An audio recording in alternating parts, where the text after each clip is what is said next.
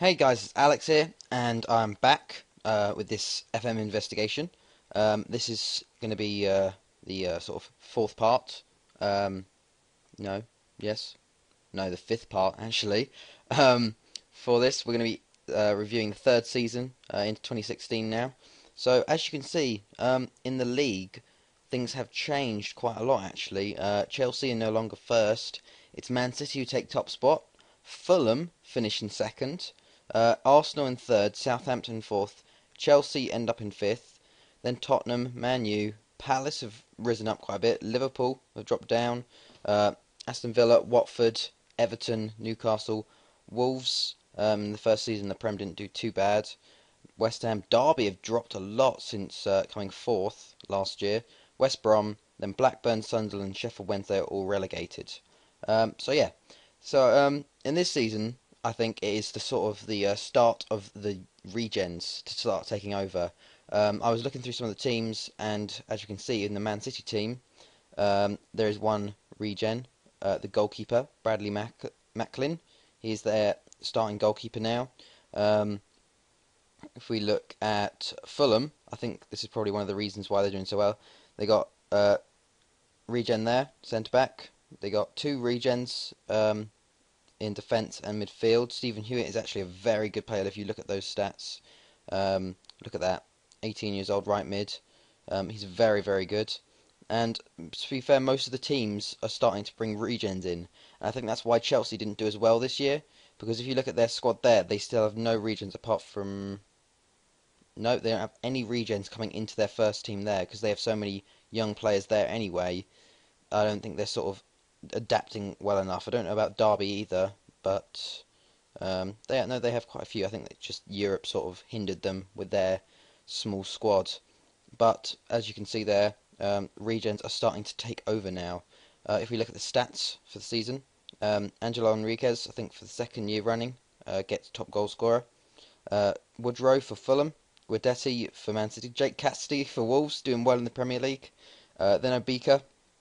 Assist-wise, Ward-Prowse got 16, Chuck Zanicki, Thomas Carroll for Tottenham, Anthony Ford, John Williams, and then man of the matches, Stephen Hewitt, that region actually. He got 14 man of the matches for Fulham.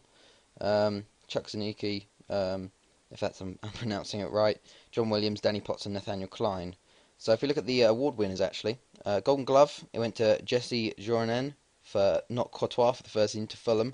Then Jonathan Bond at Watford, then Jack Alnwick at Newcastle. Player of the year went to Niki from Arsenal. 10 goals, 14 assists, pretty good for an attacking mid there. Player of the year went to John Williams, 13 goals, 12 assists.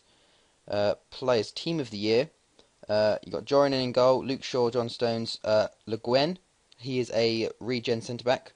He's actually from Lorient. I think it's one of those sort of regen day. Well, he sort of went for a trial at Lorient, I think, and then Arsenal offered him a contract, and then he went there. So it's kind of bypassing the rule, but I don't think there's anything I can do about it. And he plays for them for mostly all of them. If I look at his achievements, I think look, achievements. He's only joined Arsenal. I think he only had a trial. He spent his entire career at Arsenal. So I think he had that trial, and then Arsenal picked him up. And then you got Stephen Hewitt, the regen, on the right, Aniki and Williams in the middle, Ford on the left, Enriquez and Guidetti up front. And then you got Gazaniga, Paul Corey, Van Ginkel, Will Hughes, Zaha, Jack Robinson, and Iago Falki, or whatever his name is. Then young player, went to Stephen Hewitt as well. He's really a good player. Got 4 goals, 7 assists, but that average rating is incredible. Then Van Ginkel, then Will Hughes, top goal scorer Angelo Enriquez, and then young player of the month, just the usual. But yeah, that is the Premier League. Now if we go into the Championship, Swansea come back straight away. Sheffield United actually get promoted, along with Middlesbrough. So seeing some of Middlesbrough do have a good youth academy. So if we look at their team, there should be some good young players. Yep, Baines, Forster, Cook, and these to their oral regens, so they should be doing well. Then you got the likes of Yeovil, Leicester, and Brighton getting relegated. QPR still down there. The big Cardiff and Stoke is still there. Norwich have sort of moved up a bit. Brentford done well for their first season. Well, I think second season in the Championship now. But yeah, then if we move on to League One, Crewe, they smashed it this year. They get promoted. They have definitely have a good youth system, so they have some good young players coming through.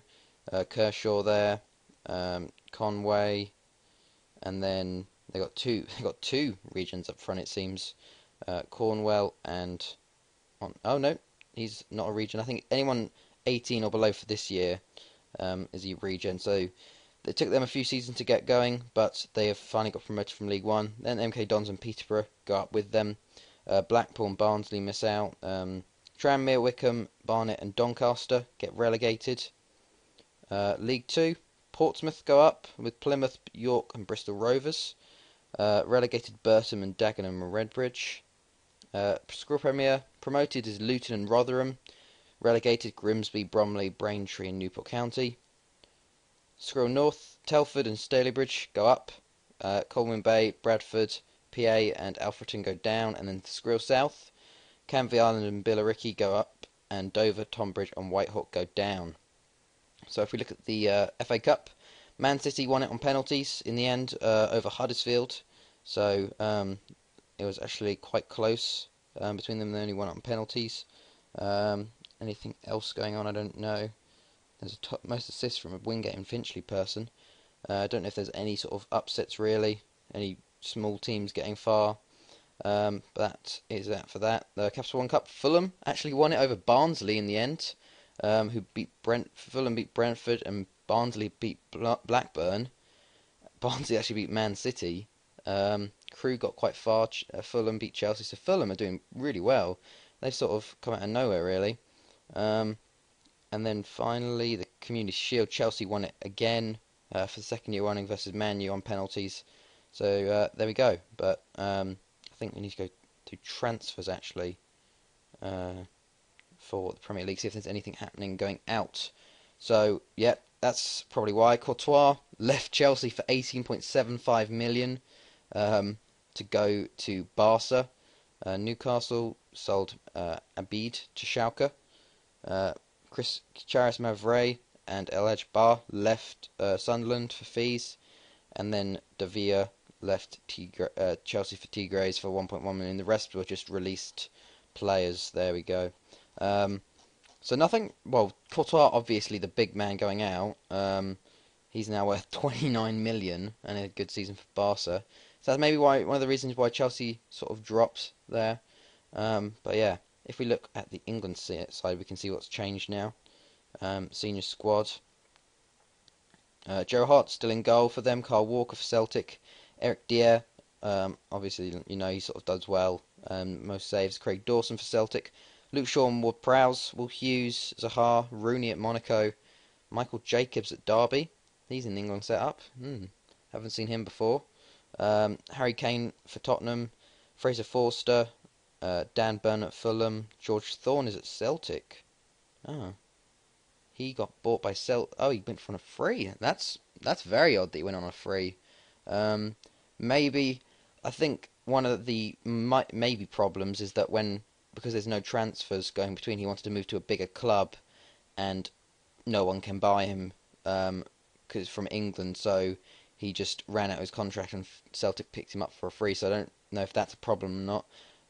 Delfonso, Ox at Celtic, Klein for Southampton, Frank Lampard still at Valencia's 37. Conor McAleny plays for Everton. Ross Barkley at Celtic. Jack Robinson at Liverpool, Danny Bath at Wolves, and Jake Keane at Blackburn. If we go to the under-21s, you've got some of the regions coming through, I think. There we go. Martin Snaith at Newcastle. But yeah, so there we go. So the England setup hasn't changed that much, I'd say. But if you can see there, the major clubs in England, Southampton are really jumping up in reputation-wise. They've gone to Continental now. Fulham and Everton have jumped up. Liverpool have dropped down quite a lot, actually. If if we look into the Champions League, we can see what the clubs did there. Fixtures and Champions League. So they, well, Group A, no, Group B, Chelsea went up second. Group C, Southampton finished bottom of their group again. Then, is there anyone else? I think there will be. Man City finished the top of their group, which is pretty good. And then that's it for that. I think there was the playoff as well. Derby went out of that one actually to Sporting, 2-0 in aggregate. In the first knockout round, Man City went out to Fiorentina, and Chelsea went out to Milan. So it seems that English teams can only get to the sort of like that first knockout round, and then they're done. Then Tottenham actually got through the no, yeah, they did, thankfully, against TNS. Blackburn didn't get through. I think that's it for that, the playoffs. In the group stages, Derby actually got through their group, coming second. Group B, Group C, Group D.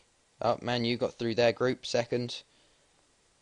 Group I, Group J. Tottenham got through their group, so we have quite a few teams in the second round there. So if we go to the first knockout round, see if anyone got past the first knockout round. Tottenham, Man U and Derby were all knocked out by HSV Levante and Racing Club de Lens, who actually won it in the end, but Derby got smashed there 6-0. But yeah, so obviously in Europe, not doing too well, our clubs, are they? So that sort of shows what the youth players does to like the clubs in Europe if there's only youth players. So I'm guessing the league reputation's dropping probably. Still in third though, above the Serie A, which is pretty cool. But yeah, so I think some players are actually starting to really develop now, especially that Fulham player, Stephen Hewitt. He looks very good. I think he's probably the pick of the players to go through if you look at those stats. But yeah, so I hope you guys enjoyed this. I also want to thank Work the Space, or like Jack, for sort of shouting me out and stuff, because I know quite a few people have recently like subbed and started watching this. So yeah, just wanted to say that and thanks. But I hope you guys enjoyed this, whether you have been here for a long time or just joined now and watching this for the first time. So yeah, I hope you guys enjoyed this. It's been Alex, and I'll see you guys later.